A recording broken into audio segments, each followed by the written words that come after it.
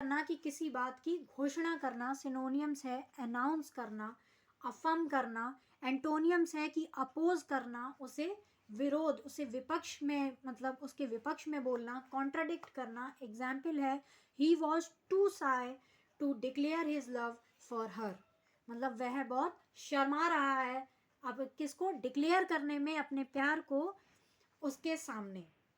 Okay, ये तो normal सी बात है, सभी लोग शर्माते हैं। Then third word is florid. Florid का पार्ट्स ऑफ स्पीच है एडजेक्टिव।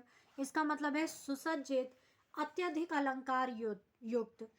जैसे सिनोनियम लीजिए वेरी इलेबोरेट, आप जब स्पीच दे रहे हैं तो उसको इलेबोरेशन, बहुत ज़्यादा उसको इलेबोरेट कर रहे हैं। जैसे कुछ कुछ आपकी स्पीच में बीच में जैसे जोक आ गए, कभी क्या कहते हैं कुछ शायरी हो गई, उसको एम्बेलिस्ड करती है, उसको इस स्पीच को सजाती है, अलंकार युक्त करती है। एंटोनियम्स है पेल, मतलब फीका, रूडली पढ़ा देना, बस नॉर्मल उसकी रीडिंग कर देना, प्लेन रीडिंग करना। Example, it was a long and fluoride speech, वह एक लंबी और अत्यधिक अलंकार युक्त स्पीच है। Next, fourth vocabulary is freight. ये आज के द हिंदू एडिटोरियल से लिया गया वर्ड है। इसका पार्ट्स ऑफ स्पीच है वर्ब। इसका मतलब है चिड़चिड़ाना, कुड़ना। यदि कोई व्यक्ति नहीं है जैसे चिड़चिड़ाता है, चिड़चिड़ा के बात करना, कुड़ना, कुड़ता ही रहता है अंदर ही अंदर, मन में अपनी बात किसी को बता नहीं पाता है, तो उससे उसके मन में क्या होती है, चिड़चिड़ाहटपन उत्पन्न हो जाती है। इसका सिनोनियम्स है एंग्विश, मतलब कि कष्ट लेना, देना, एगोनाइज, देना, एंड बड़ा दुख भरा वो उसका जीवन होता है। एंटोनियम्स मतलब काम, शांति। ग्रेटिफाई, ग्रेटिट्यूड के साथ जीना, प्रफुल्लित होकर जीना। Don't fret, everything will be all right. इसका एग्जाम्पल है don't fret, everything will be all right, मतलब चिड़चिड़ाओ मत, गुस्सा मत करो, everything will be all right, दुखी मत हो, सब कुछ ठीक हो जाएगा। Fifth word is elicit. Elicit का पार्ट्स ऑफ स्पीच है वर्ब। आप प्लीज़ इन सभी वर्ड्स को अच्छे से रिवाइज करते जाएं, लर्न करते जाएं, क्योंकि ये द हिंदू एडिटोरियल से लिए गए वर्ड्स हैं और आगे आपके आने वाले एग्जाम्स जैसे एसएससी, रेलवे, बैंक वगैरह में आपको बहुत हेल्पफुल रहेंगे। Okay, that's this word is elicit. इसका पार्ट्स ऑफ स्पीच है वर्ब।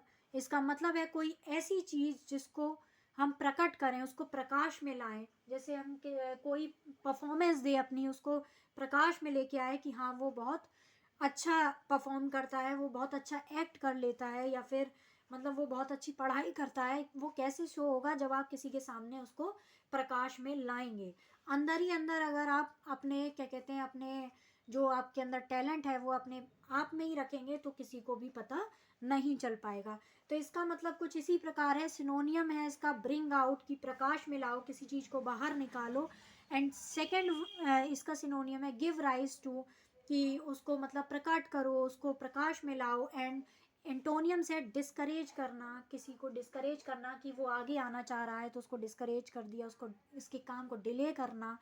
एंड एग्जाम्पल है she has been unable to elicit much response from public, कि वो कोई भी काम कर रही थी, उसका अनेबल मतलब वो अनेबल रही पब्लिक से ज़्यादा रिस्पॉन्स इकट्ठा करने में, उसको मतलब पब्लिक सॉरी, उसको पब्लिक से मतलब ज़्यादा रिस्पॉन्स नहीं मिला। Then second, next word is sizzling. इसका पार्ट्स ऑफ स्पीच है एडजेक्टिव। इसका मतलब है जलती हुई, बहुत गर्म, चटाके की। सिनोनियम से क्रैकल, जैसे नहीं फटता है। स्पिट, गरम। एंटोनियम से फ्रीजिंग, जमा हुआ, सोक अप, उसको सुखा दिया। एग्जाम्पल है he has been in sizzling form this term with 4 goals in 3 games. इसका मतलब है कि वह इस कार्यकाल में, मतलब अपने इस मैच में और अपने इस मैच के कार्यकाल में 3 मैचों में 4 गोल के साथ शानदार फॉर्म में है। भाई शानदार फॉर्म में है वह, अपने इस 3 मैचों में 4 गोल के साथ शानदार फॉर्म में है। भाई शानदार फॉर्म में है वह, अपने इस कार्यकाल में 3 मैचों में 4 गोल के साथ शानदार फॉर्म में है, मतलब अच्छा खेल रही है। Next vocabulary word is assume. Assume मतलब कल्पना करना, मान लेना, इमेजिन करना। उसका सिनोनियम्स है सपोज, मान लिया, प्रिज्यूम कर लिया। एंटोनियम्स है डाउट, संदेह करना, and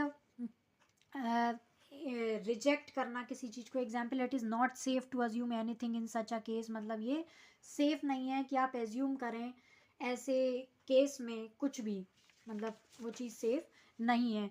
next word is blue stocking.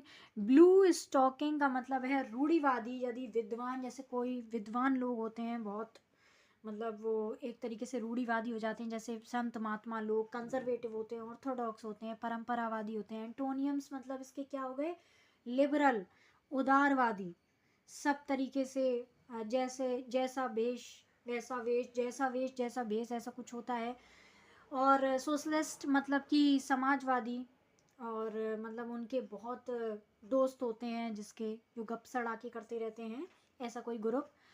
Example है, she had turn from aggressive blue stocking to wistful orphan. जैसे एक लड़की है, उसको क्या कहते हैं, मतलब जब तक उसके पेरेंट्स थे, जैसे उसे घर से बाहर नहीं निकलने दिया जाता है, उसको मतलब ऑर्थोडॉक्स फैमिली में, अरे नई लड़कियां बाहर नहीं जाती हैं, काम करती हैं घर का, तो वो एग्रेसिव हो जाती है, बहुत आक्रामकता उसका बिहेवियर हो जाता है। और फिर एक समय पे जब उसके पेरेंट्स ख़त्म हो जाते हैं, तो वो एक तरीके से अनाथ हो जाती है, क्योंकि उसका समाज में कोई रहता नहीं है, उसके ज़्यादा दोस्त नहीं बन पाते। रेंगल, नेक्स्ट वर्ड इज रेंगल। रेंगल का पार्ट्स ऑफ स्पीच है वर्ब, ये भी द हिंदू एडिटोरियल से लिया गया वर्ड है। इसका मीनिंग है लड़ाई झगड़ा। सिनोनियम डिस्प्यूट, भाई एक दूसरे में लड़ाई हो रही है, आर्ग्यूमेंट हो रहा है। एंटोनियम्स एग्रीमेंट, कि हाँ भैया अब समझौता हो चुका है, बहुत लड़ाई झगड़े हो गए हैं, बहुत लड़ाई झगड़े हो गए हैं, अब भाई एग्रीमेंट कर लिया जाए। सेकेंड वर्ड इज यूनिटी, एक साथ रहना, एकता बनाए रखना। एंड एग्जाम्पल है, the रेंगल over ownership of the painting dragged on for years. Painting की ओनरशिप को लेकर जो झगड़ा है वो वर्षों से चल रहा है भाई, कि ये पेंटिंग की ओनरशिप किसकी है, कौन इस पेंटिंग का मालिक है। एंड लास्ट वर्ड इज शरप्शियस, इसको बोलते हैं शरप्शियस। इसका पार्ट्स ऑफ स्पीच है एडजेक्टिव, इसका मतलब है छल से किया हुआ, चोरी से किया हुआ काम। सिनोनियम फोर्स्ड, चोरी से किया हुआ काम। फेक, की फेक है, ओरिजिनल है नहीं। एंटोनियम से ओपन, खुलेआम, ऑनेस्ट है, ईमानदार। एग्जाम्पल है, any surreptitiously had a look in the answer book। Any ने चोरी छिपे उत्तर पुस्तिका पर नजर डाली। ओके, इसी के साथ आज का ये वोकेबलरी सेशन फिनिश होता है। Thank you so much to this session. And अच्छा लगे आपको तो please like, share and subscribe this channel. Thank you to all of you.